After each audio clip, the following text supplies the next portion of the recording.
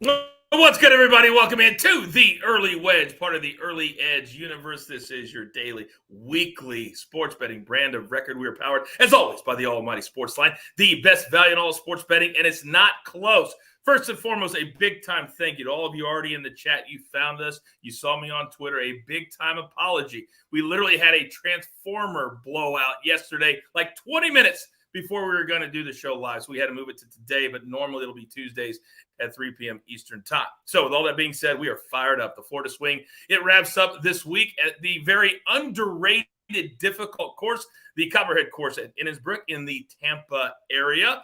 And it's going to be an interesting week. We got some big names. Justin Thomas is the highest-ranked player in the field. Here are the current odds brought to you by Caesar Sportsbook and Casino. And JT is your betting favorite, despite only a couple of top tens since last July at plus 1,000. Your reigning U.S. Open champion, Matthew Fitzpatrick, at 1,200. And then Jordan Spieth also at plus 1,200. Your two-time defending champion, Sam Burns, is at plus 1,600. All right, let's bring in the stars of the show. You know him. You love him, and we've got a crew of four. And when Patrick McDonald isn't here, this man is more than ready, more than capable of filling in. He is my man, EC. How are you doing, big boy? Coach, I'm always glad to be on with you and the counselor. It's an honor to be on Early Wedge. I don't know if my picks will be up to par this week. We'll see about that. But I just wanted to be here to hear Sia's picks because he is like a machine. Everybody else is too. But I have a feeling maybe we'll find a showdown somewhere throughout the show. I don't know, just a hunch. Just a hunch. Now, you mentioned his name. He is the Counselor of Cash. And if you've been following this man, whether it's on the Early Edge or here on the Early Wedge, you've been cashing tickets. See you, Nejad. Good afternoon. We have been cashing tickets as a family. By the way, EC, love the energy. Love you being on the show, of course. But listen, we're done with the Florida Swing. At least we're almost done with the Florida Swing. And we have had the Early Wedge and the Early Edge, frankly, has had such a good run on this Florida Swing. But frankly, it's not how good you were. It's how good you are. So let's cap it off at the Valspar. Let's do it. Let's go. Focused right now. So let's get into it. Storylines that could affect the betting lines in this week. Down in the Tampa area, wins could be a factor. When guys tee off could be a factor. See ya. Start us off. Yeah, so this is really interesting, and it's not just a DFS thing. I think this is a betting thing as well. And here's the thing. It looks like, and we're still a little ways out. I mean, you know, we still have, maybe the weather can change a little bit, but it looks like the guys that go out Thursday in the afternoon are going to have an advantage because there's going to be less wind from a combination standpoint, Thursday afternoon, Friday morning, than there will be Thursday morning and Friday late afternoon. So with all of that in mind, you might want to, if you're trying to break ties, or frankly, if you just want to if you're trying to look at betting and DFS, you might want to lean towards those Thursday PM guys, Thursday afternoon guys, and who also, of course, if you know golf, you know that that same group will be playing Friday morning. It's just something to think about. Sometimes you're looking for an edge in golf, and sometimes, especially in Florida, the wind can really be an advantage to some and a disadvantage to others. So keep an eye on it. Again, Thursday PM, Friday AM, that's going to be my lean. So it begs the question then, EC, if the winds are going to be up a little bit at certain times, what is the projected winning score going to be? Because as we know, there are some players that are comfortable going up to 17, 20 under par, and others that are not. What's your take? Well, I mean, Coach, last year or the last 2 years, we've seen Sam Burns win at minus 17 both times. Now, the question that I actually have, based on hearing what Sia said, are they going to be able to get the full 72 holes in? Because looking at the forecast, rain is scheduled for Saturday, Sunday, and potentially Monday. At what point, with it, especially with the match play set to tee off on Wednesday, would this tournament go to 54 holes and stop? So that would be something to think about. Winning score, I'm going to say it's closer to minus 10 than minus 20. I don't think we're seeing anywhere close to what Sam Burns did the last 2 years. Why do you have to bring me down so early in the show? Do you know what it's like when you're calling a golf? No, you don't. You don't know what that's like. That my bad. But as I was saying, do you know what it's like when you go into a tournament and you say something like that? I'm calling the main feed. I'm calling the big boys this week. And if I have to stay one more day because of you saying the rain's coming, I blame you and nobody else. Yeah, nobody else. That's I fair. blame you. That's totally Isn't that fair? Thank yeah, you, 100%. Well, you won't be. I won't be seeing you on Early Edge in 5 next Monday, will I? When you're calling golf, that's the deal. Yeah, we'll see. We'll see. I always seem to find it when I need to find it. Now, my storyline after those two is going to be kind of what player or players are going to be able to use what happened last week to catapult themselves into this week, but also into the rest of the season, because now we're heading in to the major season, whether it's Justin Suh, Justin Rose, Jordan Spieth, Justin Thomas. They're all here this week. But can they use what happened last week to help them this week? Because understand this, there's only 70 players making it to the playoffs. Every shot matters. Every point matters. Keep an eye on that this week for players who played last week who are in the field this week. All right, let's get into our picks. We do a little bit of everything. If you're brand new to the Early Wedge, first of all, welcome, and we got you covered. Fantasy, best bets, top 20s, long shots. We do it all. But let's start in DFS. It can be fun to do daily. It can be fun to do the week. So I need Nejad, 3 players you like and your fade, please. Yeah, so the 3 players I like, I will point out that they're all on the quote, air quote, good wave. So again, this can change, but I have deferred, especially in DFS, to the Thursday PM, Friday AM guy. An advantage to that, by the way, is that you end up fading a lot of the chalky guys, because for those of you that don't know, Thursday AM, the wave that I'm not playing, that's when Jordan Spieth goes out. That's when Justin Thomas goes out. That's when Adam Hadwin goes out. I'm not saying any of those guys are bad plays. What I am saying is, from a DFS standpoint, I'm trying to carve out any possible advantage I possibly can, and that is with a wind advantage potentially. So the 3 guys I like that play Thursday PM and Friday AM are Tommy Fleetwood at 9,800. Really like Tommy Fleetwood in general this week. It could be a situation like we saw from Justin Rose a few tournaments back, where one of these veteran guys gets into a slightly weaker field and just wins it, because Tommy Fleetwood is one of the most talented guys in this tournament. And for the record, he's playing very well. He had a bad Sunday over at the Players. That's okay. On 17, he went into the water. And in a few holes before that, he went into the water. But he was really dialed in the whole tournament. The approach play has been good, which I'm focused upon here. And the short game has been excellent too. So Tommy Fleetwood at 9,800, I do like. And for the record, he's going to carry less ownership than those guys I mentioned, the big time players like Justin Thomas, Jordan Spieth. Wyndham Clark, another guy. If you've watched this show, you know that I'm a big Wyndham Clark guy. We cashed 2 out of 3 tickets. The one loss I had last week, I was 12-1 last week, literally 12 wins, 1 loss. The one loss was Wyndham Clark against Brandon Wu on Sunday, and he just couldn't close the deal, not because of the ball striking, but because the short game was really bad that day for Wyndham Clark. I am extremely bitter about a lack of an undefeated week on account of Wyndham Clark. But what I'm not bitter about is Wyndham Clark's approach game is pristine. If you look at weighted approach, the last 24 rounds, Wyndham Clark is the best in this field. If you look at weighted tee to green, he's 3rd in this field over the last 24 rounds. Love the upside. He's got to carry the short game with him, but love the upside. Jonathan Vegas missed a cut last week. Doesn't really scare me. I think Jonathan Vegas is an excellent ball striker. He certainly has some downside because of the putter. So I can fully understand if you don't want to go to Jonathan Vegas here, because the putter can really fail him. But I'm going to take the chance on 7,700 because I think that's a really good price. I think he belongs in the 8,300 to 8,400 range, and that's not where he is. I will say this: if you're uncomfortable with Vegas, a lower guy that I do like is Tyler Duncan at 7,300. I will be playing him a lot in DFS, so I wanted to point him out if you feel sketchy about Jonathan Vegas or any of these 3 guys. My fade, not the first time he's on this list. It's probably not going to be the last time.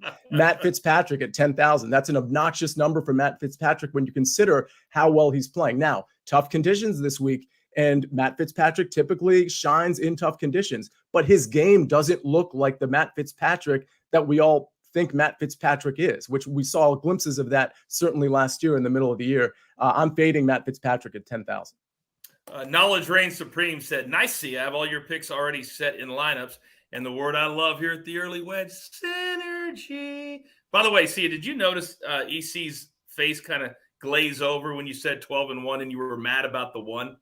Did you see that? So mad. He's so mad. EC, one day you'll be there. You'll be there where the big boys hang out. Now, did I say that? No, did I say Will I? By the way, John in the chat says, had my notifications on, waiting for this, and my meeting had to run long. No respect for the Early Wedge. John, we agree. If I need to talk to your boss, let me know. We need to move those meetings. Come on. Now, EC. I love it when I look at your picks and I say, I know he's already made a mistake. And I see one right now, but please enlighten us. Well, I don't have the detailed explanations like the counselor here, but I'm going to go with a couple of quick ones here. I mean, I don't. I mean, he's, Sia's on a different level than I am. I'm just trying to get some winners. I was able to cash a little bit in my Players Championship DFS last week. Made a little bit of money on that, so we're going to give this another try. The three that I like this week: Ben Griffin at 8,400. I'm big on Ben Griffin. He's never played here before. Yes, that's a drawback, but first timers here, not necessarily the worst. At 8,400, it's a good price for a guy who's finished in the top 35 in 6 of his last 7 starts on the PGA Tour. At 7,800, now this one's really good. Another guy that hasn't played here before, Victor Perez, crushing it on the European Tour, or the DP World Tour, excuse me. First, 28th, and 13th in his last 3 worldwide starts. He's coming in, I assume, to play in the Dell Match Play next week. Excellent. Let's see him get some form at this lower price in DFS this week. I know I'm hesitant because the form has been terrible for years, but Luke Donald excels here. He has 1 missed cut in his last 10 years here. He's won once, and he has 4 top 10s overall, so I like that one. And then, Coach, I have a feeling you're going to like this one. Now, the last fade I gave on this show was John Rahm a few weeks ago, and he ended up going on to win the tournament. I believe that was the Genesis. Okay, fine. Yeah. I'm going to say Jordan Spieth at 10,600 is my fade. Why? Because the guy hasn't played here since 2018, and he hasn't made the cut here. Well, he didn't make the cut then. He hasn't made the cut in, 7 years, 8 years? Sorry, at this price. Now, Jordan, if he was $1,000 cheaper, he's not on this list. At this price, I'm not paying up for Spieth. I will say this, EC, with all joking aside, when you come on the show, the chat lights up. Good and bad. Let's throw out a couple right now. Big Cheesy, who never seems to be working. EC loves bragging about his 13-win, 10-loss years.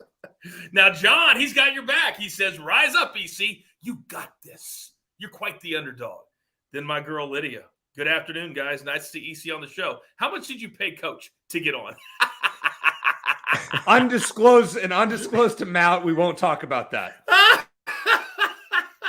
Oh, fantastic. You know what they say? Any reaction is a good reaction. And EC, you get reaction. Now, we'll get to our head-to-heads in a moment, but all kidding aside, EC is very expensive. Sia, even more expensive than him. I got to pay those pesky little bills with a little tournament you might have heard of coming up in a couple of weeks on CBS. Down this lane is a path to history. Yes, sir! It leads to a tradition unlike any other, the Masters on CBS. Oh, the Masters on CBS, which we just happen to work for the network, and we are honored to do so. All right, I say every single week here on the Early Wedge that head-to-head matchups, that's your bread and butter. That's where you're going to make your money. It's not sexy. It's not big money, but all you got to do is beat one other person, and we have been slaying it in this category, specifically me and Stia last week. So, EC, I'm going to let you start this one off. What head-to-head matchups do you have this week? And I cannot wait to see them. Well, let's start with, I'll just go with the undercard here. Ben Griffin over Brandon Wu. Now, Brandon Wu's played here once. He finished 33rd here last year. Whoa. Did you say Ben Griffin or Lanto Griffin? Ben Griffin. I'm sorry. Ben. All right, there's 2 Griffins. Okay. So we're going to go Ben. So I just want to make sure we had it right. All right, Ben Griffin, not Lanto. All right, Ben Griffin, not Lanto. Yeah, sorry about that. So Ben Griffin over Brandon Wu at -102 is where I got this. Now, Ben Griffin has finished, as I mentioned, he's finished top 35 in 6 of his last 7 starts. Brandon Wu had a 33rd here last year, and he's actually popped recently. Just have a feeling that Ben Griffin is a top 20 guy this week, and I don't think Brandon Wu is. Just a hunch play. At -102, that's good value. And then, Coach, I know you're really excited for this one. Justin Thomas. Now, why is JT playing this week? Why? Now, he could play next week make a whole bunch more money in the match play. I know it's more rounds and such like that, but Justin Thomas last 2 years here, 13th and 3rd. Jordan Spieth last 2 years, not here. Jordan Spieth last time he was here, missed cut. Had great form from 2013 to 2016, but last time I checked, it's 2023. I'm focused on what have you done for me lately in Tampa. Justin Thomas has. I know the form isn't great. Jordan Spieth hasn't. Did you just say, what have you done for me lately? You just said that? In Tampa. Okay. In Tampa, which was a full year ago, from what I'm understanding, at least. Unless my notes. See, it was a year ago, right? Right? Did they play this? They played this tournament a year ago? Yeah. Well, in recent times, do you know how many top 10s JT has since July, EC? Probably a handful. Not even a handful. Not even a hand. This is a handful. He doesn't have a handful. But I will tell you this. That what I saw last week, he had some dazzling shots, but he is lost when it comes to the driver right now. And his wedge game, he missed the green from 110, 120 yards multiple times last week. So I'll go next because I just feel like the flow works. Let's start with my bottom one, Spieth over JT. I don't need to say anything other than, are you in or are you out? I am looking to take advantage, or to get the advantage in our showdown record, which is tied 5-5. So, Snake, hit the music. It's gonna be a showdown. Oh, baby, I love on a Wednesday afternoon knowing I'm going to win $100 on Friday afternoon. All right, now, my other thing. Friday? Oh, yeah, he's going to miss the cut. Did I fail to mention that in my tape? Oh, okay. I was just wondering. Brian Harman over Davis Riley. Now, Davis Riley lost in a playoff here a year ago, but he's not in any form right now unless you use EC's logic. But he hasn't done anything in 2023. Brian Harman is a silent assassin. Then Wyndham Clark, for all the reasons that C already said, over Maverick McNeely, and Sam Burns over Matt Fitzpatrick, or all the reasons Cia will say. I misspoke. Mm-hmm. And Sam Burns is a two-time defending champion. He's trying to be the first player since Steve Stricker to win an event 3 times in a row. Little known fact, DC, because I actually do my homework. There are 5 players, 5, that have an opportunity this year to win an event 3 times in a row. Now, if you want to play, I've got a little trivia question for EC, but if you want to play, you can win $100 cold hard cash right here, right now. Hashtag it pays to watch live. But I need you to write hashtag Cohen heads in the chat, and I'll get to the question in like 5 minutes. If you want to play, hashtag Cohen heads and your Venmo into the chat. In the meantime, Coach, what? Sorry, I would like to take you on with another showdown. I like Davis Riley this week over Brian Harman. So, Coach, I'm just seeing if you want more action. So, Coach, are you in or are you out? Snake, don't waste my time. Let's go. It's gonna be a showdown. Ruins my flow and contributes another $100 to my bottom line. Oh, thank you, EC. Thank you very much. Now, see ya. Educate the people. Yeah, I've got 4 head-to-heads here, and I like them all. And I want to mention that, again, I don't want to harp on it too much, but to the extent we think there's a wind advantage here, my first 3 or 4 that you see on the screen here, which I'll go over in a second, all carry the better side of the wind wave. And what I mean by that is Tommy Fleetwood over Adam Hadwin. Fleetwood starts Thursday afternoon. Hadwin starts Thursday morning. Now you go Tommy Fleetwood to Denny McCarthy, same situation. Wyndham Clark to Maverick McNeely, same situation where Clark starts Thursday p.m. and Maverick McNeely starts Thursday a.m. So there's a theoretical built-in advantage there. Can the wind change? Can things flip? It's possible. But I just want to point out that sometimes these matchups come out and people aren't really appreciating what the potential wind advantage is. And I don't think these numbers are really reflective of what the possible wind advantage is. So I just wanted to point that out, that you're good on the wind wave there. As far as Justin Suh versus Davis Riley, it's neutral because they both go out Thursday morning. Let me start with Fleetwood over Hadwin. This is really a value thing more than anything else. I'm getting plus 105 over Adam Hadwin. I understand Hadwin has great course experience here. He's been pretty good lately, but I wouldn't say he's been better than Tommy Fleetwood lately. And I also think that Tommy Fleetwood is just the better golfer than Adam Hadwin. So if I'm getting plus 105 and I'm getting potentially a wind wave advantage, I'll take that value all day. Now that one is over on FanDuel, I believe. And the next one is over on DraftKings. So the reason I'm giving you 2 Tommy Fleetwood over Hadwin is DraftKings. And the next one, this next Tommy Fleetwood one is FanDuel. And I'm giving you 2 Tommy Fleetwood ones because I like them both, but also if you're playing at different books, you got different options here. So Tommy Fleetwood over Denny McCarthy, like that one quite a bit for, kind of the same reasons. Obviously, I like Tommy Fleetwood. Denny might be good here because of the putting, but I don't like where the game is right now. So I will take Fleetwood over Denny McCarthy, Wyndham Clark over Maverick McNeely. This is a case of who's been doing well and who's really been extremely erratic and not very good lately. I don't think I need to go in too much explanation here. I already talked about Wyndham Clark, but Maverick McNeely just isn't playing well. So I'm totally cool with that. That's a DraftKings play. And then finally, Justin Suh, minus 126 over Davis Riley. That's over on FanDuel.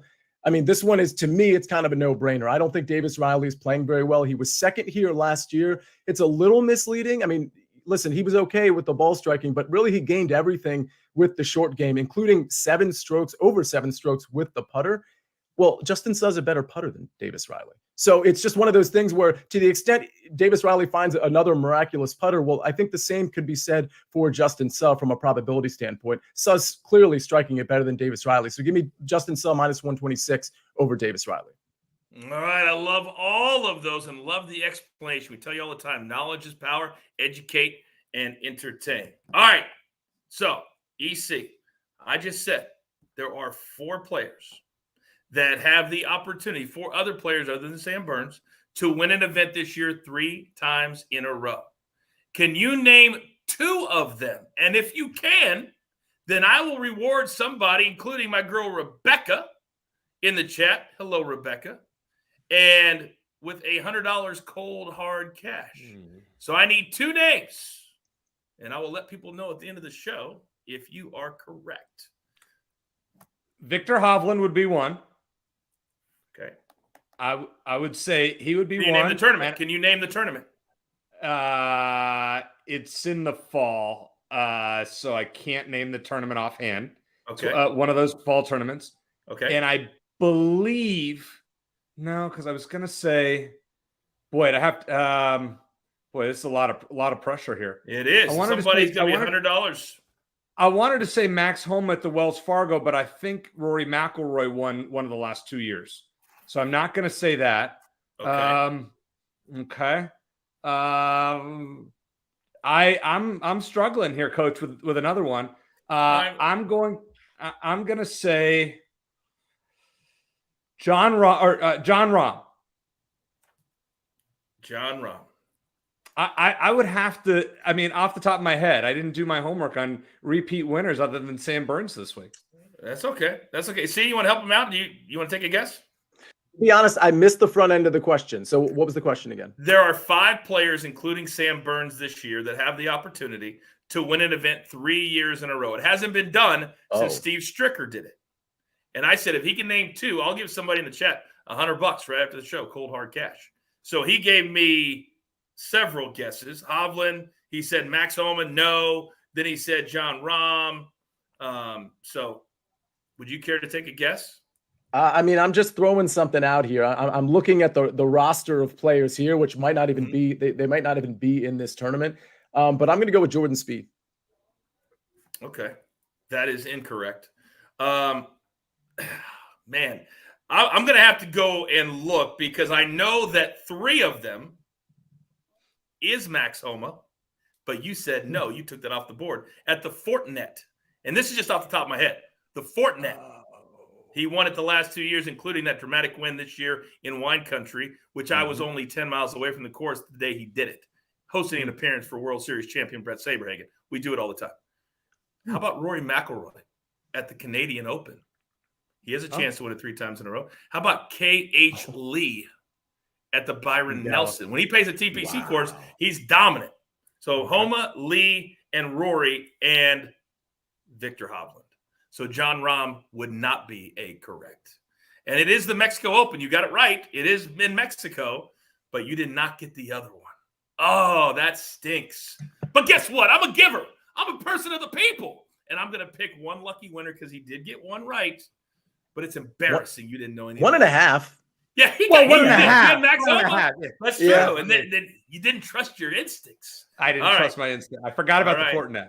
All right, Snake, I need you to pick one winner for me, and I'll send with a little note attached, as I always do, to one very lucky winner. All right, let's move on. Continue with our picks today. What is next? I believe Where would you like to go, Snake? Just show me the graphic and I'll go there. Wherever you like. Yes, that's what I thought. Because nobody likes to wait for a first-round leader. This is his specialty. This is what he does. This is where he thrives. See, Nejad, what do you like this week, big boy? You know what's so crazy is that there's a really good argument that we should have hit 4 of these in a row. So we hit 2 in a row. And then in back-to-back weeks, we've had the guy in first place, and he's been eclipsed at the last moment by somebody else. And it's just, it was pretty frustrating last week because, of course, everybody remembers we had Colin Morikawa.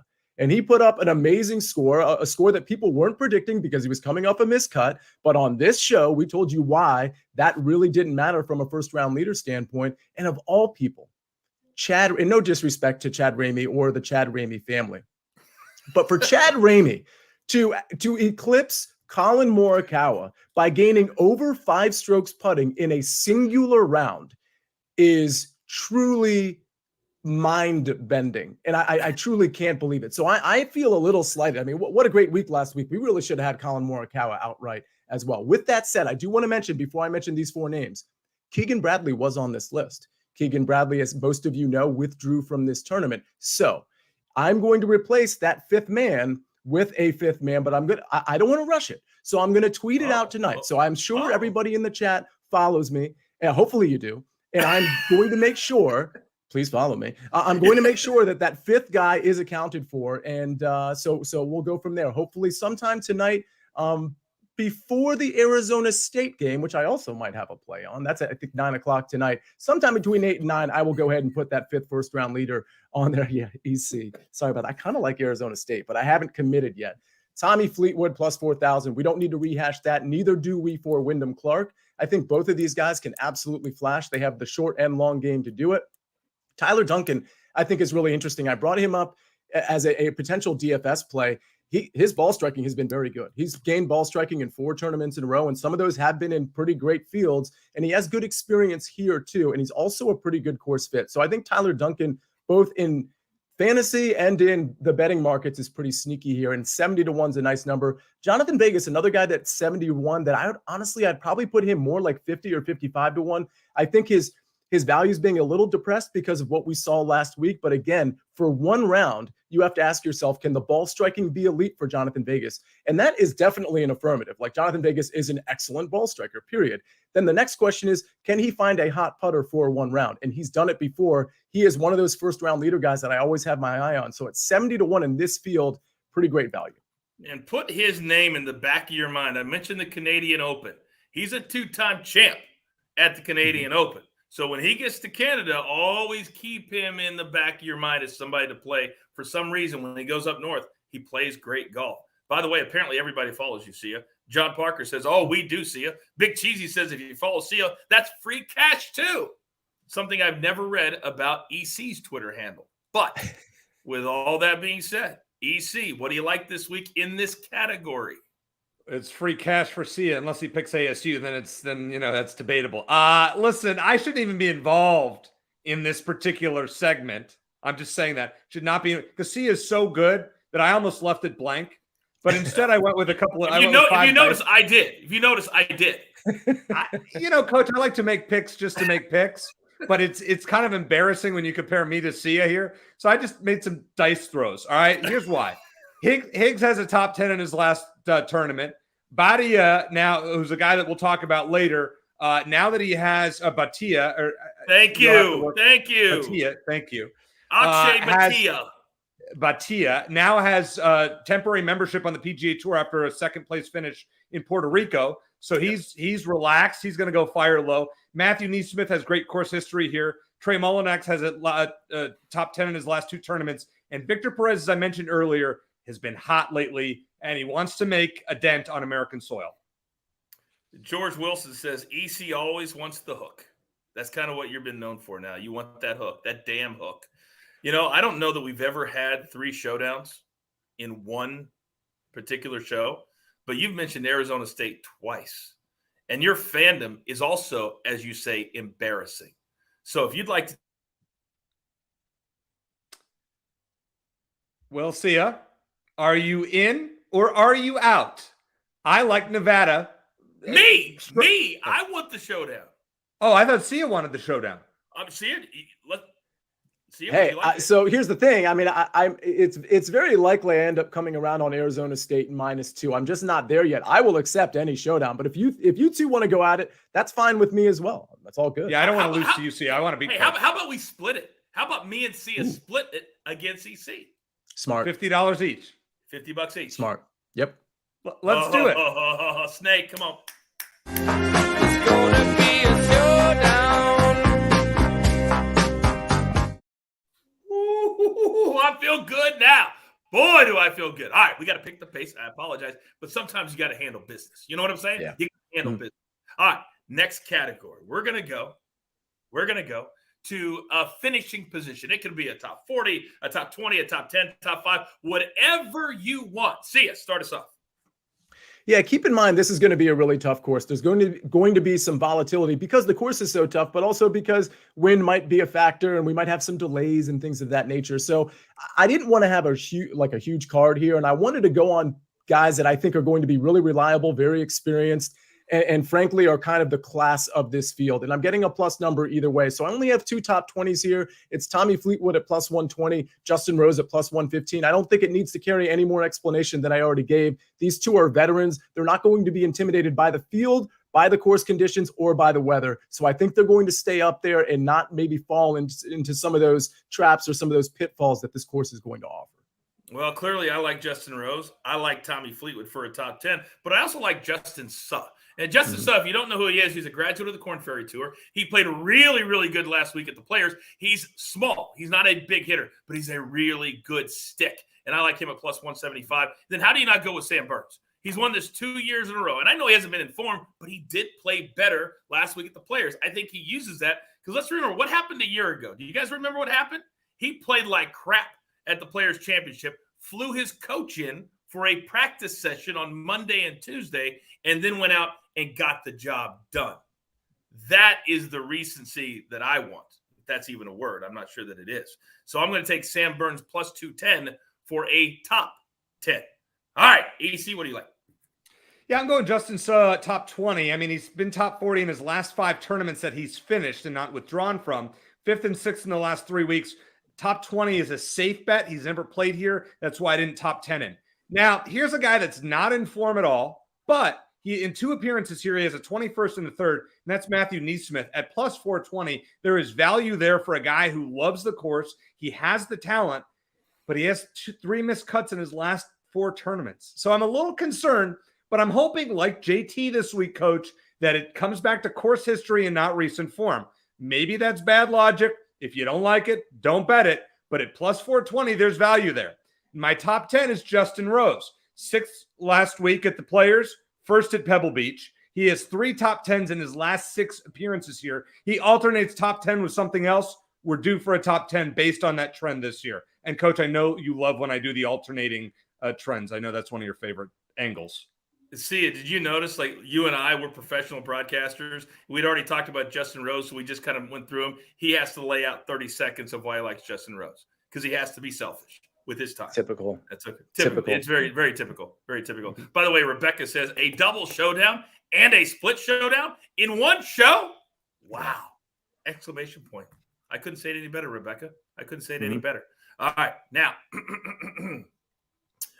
we've got one very, very important winner category to get to. I like to have the dramatic pause right there. Now, whether it's a first round leader or whether it's a winner, we encourage you to split up one unit with multiple plays. So if you like 5, if you like C is 4 or 5, then put like 0.2. So if it's $100, put $20 on it. Make it fun. Don't put a full unit on a winner. It's way too hard to pick. With that being said, see ya. Who do you like this week?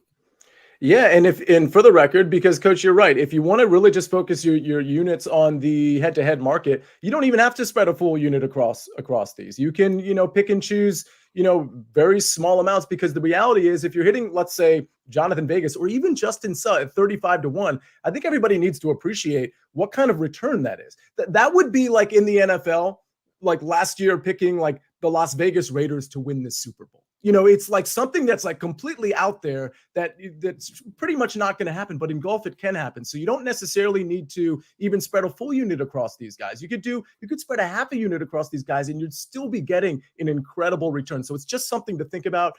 You get in whatever groove you want to get into. I'll start with Tommy Fleetwood, Justin Rose at 22-1. I've talked about why I like them and why I like them in the top 20 market. I've also talked about Wyndham Clark at 35-1 and why I think he can pop and potentially win this tournament. I think 35-1 is a fair number in this field. And I agree about Justin Suh. He's on the wrong side of the quote wind wave, which may be much ado about nothing. But I think Justin Suh is about to win a tournament. I don't know if it's this one, but Justin Suh is really talented. And I think we're just starting to realize that now, even though he really carried that talent a couple of years ago, it just never really panned out for him until recently. And then Jonathan Vegas, this is more of a punt at 75-1. I mean, it truly is a punt because for 4 days, I don't know that Vegas can keep it up, but I do think he's an elite ball striker, and I'm not worried about the miscut last week at all. Did you guys see the guy who put $330,000 on Scotty Scheffler to win last week at 10-1? Yeah, he won $3 million last week. What book would take that bet? Either Caesars or DraftKings, one of the two. Wow. They took it. Yeah, it was $300,000 and he was 10-1. But, I would say it's a dumb pick, but he would also say I just won $3 million. So it is what it is. All right, EC, what do you like, big boy? Well, Coach, we're going to go with our guy, Justin Thomas. I just have a feeling. And I'm getting 11-1. I mean, it's low odds. I get that, but I have a feeling, and I'm going to roll with my feeling. Listen, he has 4 top 18s here in 5 trips, including 3rd last year. But why would he play if he didn't think he could win? He wouldn't. He would just take the week off, make it up, get one of those other tournaments in the summer. Nah, he knows something. Just watch. I like Justin Suh for the reasons that Sia said. I can't say anything more to that. I do like Davis Riley here. I know you don't, Coach. We have a showdown on that. So last year he made a playoff against Sam Burns, but he did that despite losing almost 2/3 of a shot on approach, which is shocking here because most players that succeed here, shots gains approach is generally a statistic that you look for. So that's one thing about Davis Riley. He found a way to get to a playoff, which he couldn't quite finish out, despite not doing well with his approach game. I like his recent form minus what he did last week. So I'm actually bullish on him this week. And then Ben Griffin, I've talked about it a little bit. He's popped top 35 in 6 of his last 7. He's a guy at 45-1, kind of a dart throw. I mean, can he actually close? Can he finish? But at 45-1, yeah, it's worth a quarter of a unit. Why not? Mikey in the chat says, glad you let EC play in the sandbox again. Well, Mikey, it might be a minute before he's allowed to again, but hey, this week is maybe a one-off. So we'll see. Rebecca says, put $300K on it, EC. Do you think I have $300K? Well, do you think do you think I'm going to have $300 after tonight and Sunday? No, probably not. Yeah, Thunder 40 says all these showdowns, EC is going to need an advance on his check.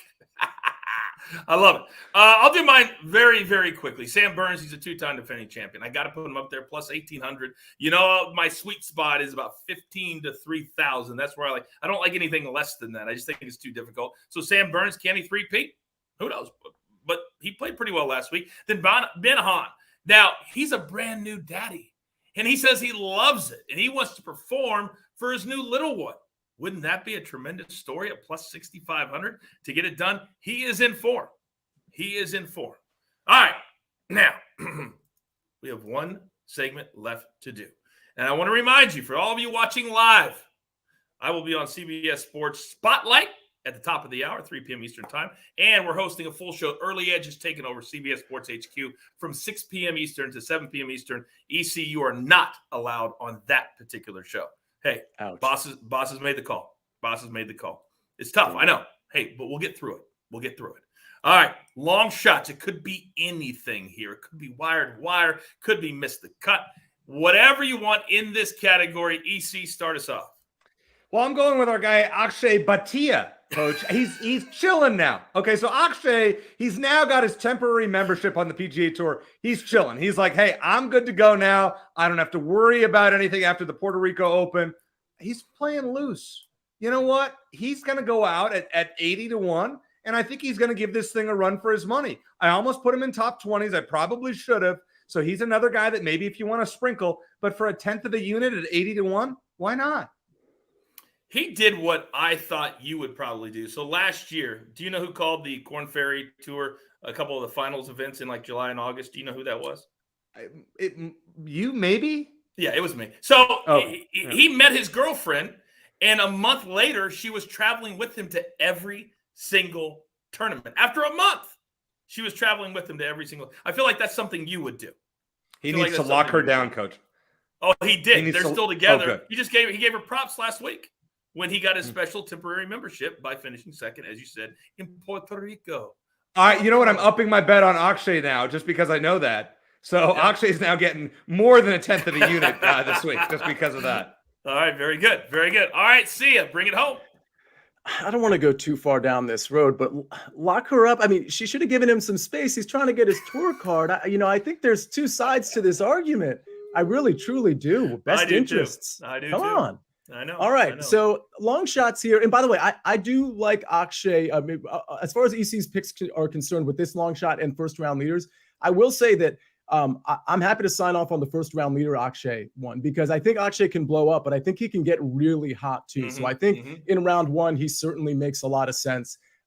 Maybe more so than the long shot. But again, we're in the long shot section, so I get why it's here. I have a couple long shots too. One is kind of ridiculous. Matt Wallace at 180-1. I really put him on here because once upon a time, Matt Wallace was a pretty good golfer. I don't know if he's going to reemerge or, capture that form. But what I will say is with a tough course, tough conditions, if there were a time for Matt Wallace to actually show himself, reveal himself, the old Matt Wallace, it would be in a weak field in tough conditions. So at 180-1, I think it's just interesting to speculate upon. Dylan Wu at 100-1, I think Dylan Wu's a pretty good golfer. If you actually look at his profile over the last 4 tournaments, by the way, he's made all the cuts in those 4 tournaments, some in very good fields.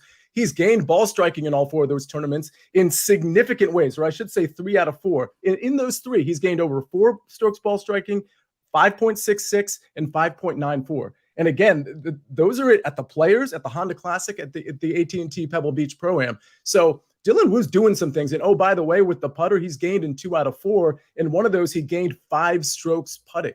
So he has the profile to succeed in this tournament. For the record, from a DFS standpoint, he is that afternoon, Thursday afternoon, Friday morning way. So I think he's a really sneaky play in DFS at 6,800. Maybe a really sneaky first round leader play. Maybe he's going to be the one I tweet about. Who knows? But somebody to think about as a long shot for sure. Do you see? I said professional sportscaster. Do you see what Sia did there? He started at the top of the show talking about the wind. Brings it all the way back to where? The wind. That's why he's a genius, Coach. He's a genius. There are levels to this game. There are levels to this game. Levels. Levels. You know, we like to end every single one of our specialty shows asking my experts, what's the number one most important thing you're looking forward to this week? Take this knowledge and use it for this week or maybe into the future. See, let's start with you. So one thing that discourages me a little bit with just the new PGA Tour setup going into next year is that we're not going to have as many, my understanding is we're not going to have as many of these full field events. I love these events that don't have some of the elite guys, not just from a gambling standpoint or a DFS standpoint. I actually like it from just a pure human golf standpoint, because some of these guys like Akshay Bhatia, for example, or guys we didn't even mention like Will Gordon or Steven Yeager, like these guys get a chance to actually win a tournament or at least be there down the stretch of a tournament to top 5 or to top 10 and maybe start earning some things that they never thought they would be able to earn. So I think it's really interesting to see, are any of those guys going to emerge, or are we going to see the Jordan Spieths, Justin Thomases, Tommy Fleetwoods, Justin Roses at the top? Either way, I think this is going to be a great tournament. All right. EC, what about you? So I'm looking for a live betting opportunity, Coach. In 6 of the last 7 Valspars, or whatever it was called beforehand, the winner has been no lower than 3rd after the 2nd round. So if you can find a name that's maybe getting some value that's in the top 3 after the 2nd round, might as well ride the trend. And I am looking forward to answering the question of what EC asked earlier. Why is a guy like Justin Thomas playing this week? Well, there's a little tournament coming up in 3 weeks, I believe, called the Masters. And if you're not in form, you want to get in form. That's why you play this week. That's why you skip the match play. That's why you set your schedule up. So the Masters is the most important thing moving forward to you. That's why he's playing this particular week. I do want to close the show reading a very nice note from the chat. Thanks, Sia and Coach, for this show and getting me more into golf. Appreciate all the great info you both consistently bring every single week. Thank you, John. Sia and myself appreciate that note. EC, not so What much. about Patrick? What about Patrick? I'm very nice. Oh, gentlemen, another great show. Again, next week we will return to our normal time on 3 p.m. Eastern, on Tuesdays. But man, this is a whole heck of a lot of fun, and you guys make it fun by finding us even when we're not at our normal time. So thank you so very much. And for all that being said,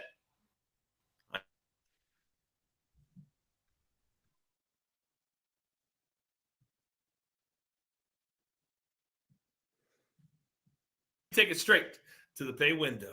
For my entire crew, Lobo, EC, the counselor, the snake doing all the hard work behind the scenes. I am the coach. It doesn't matter the week, the tournament, the city, the country. We're here for it all. Simply know, as the early wedge. Good luck.